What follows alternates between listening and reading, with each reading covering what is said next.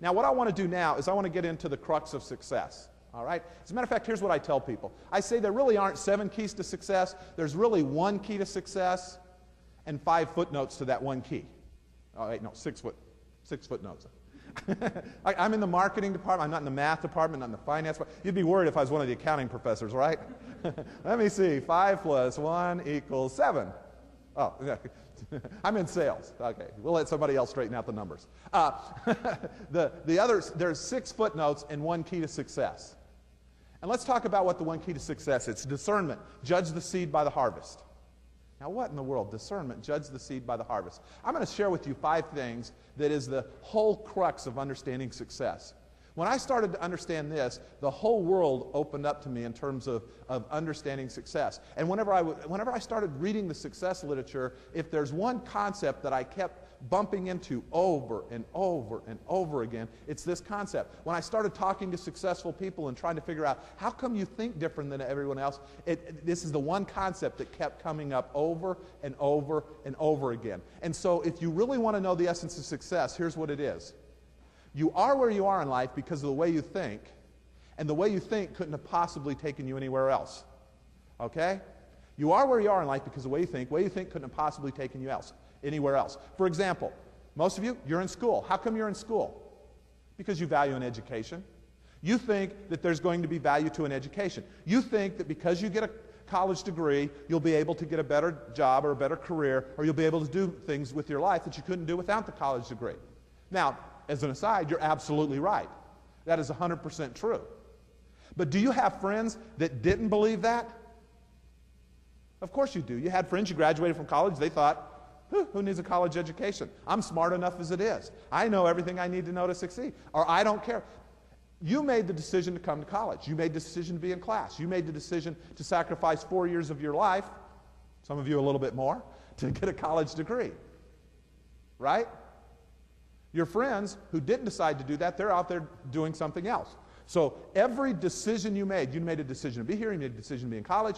Every decision that you make is everything that you do is a result of what you were thinking when you made that decision. Does that make sense? And then everything we have in life, whether we have something or we don't have something, it's all a function of a decision we made. When you have that college degree, it's a function of a whole lot of decisions that you made, and all those decisions you made were a function of what you were thinking at the time. So therefore, the seed of everything that we have are the thoughts that we have, the way we think. You are where you are in life because of the way you think.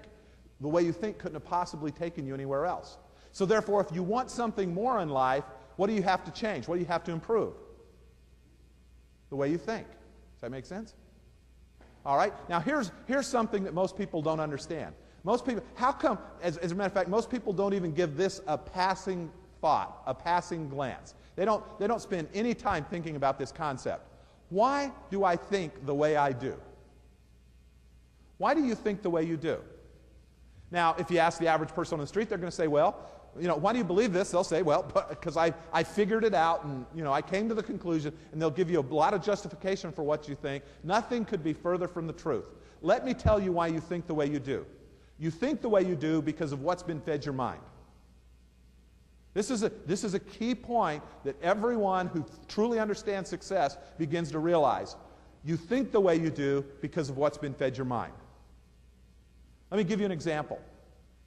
How could 19 young men believe that the way you get to heaven is to take a plane full of innocent people, crash it into a building full of innocent people, kill everyone on the plane, kill everyone in the building, and that's how you get to heaven? How do you think they came up with that?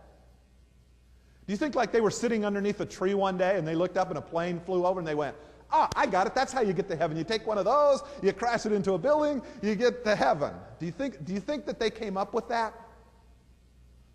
Or do you think that they believe that because day after day, week after week, month after month, throughout their whole life, people were talking about how you get to heaven? And that's the kind of stuff that it involved. It wasn't because it made any sense.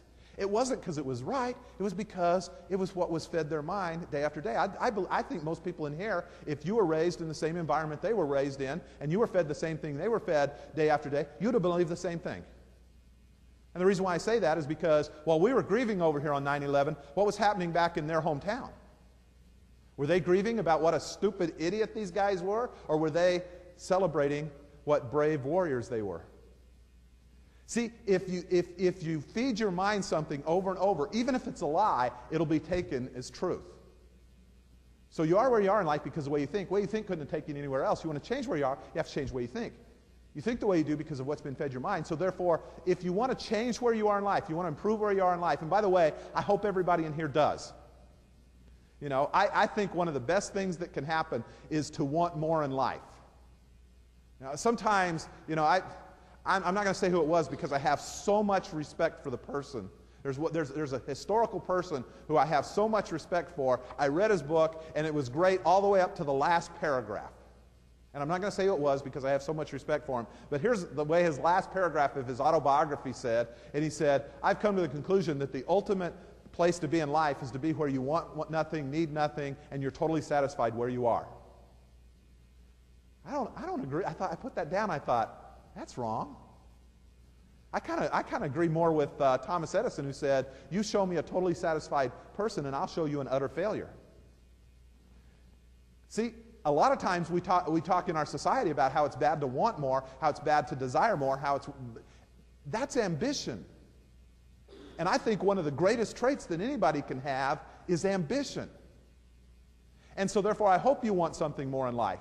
So if you are where you are in life because of the way you think couldn't take you anywhere else. If you want to change where you have to change the way you think the way you do because of what you fed your mind. If you have ambition and you want something else, how do you change the way you think? By changing what you feed your mind.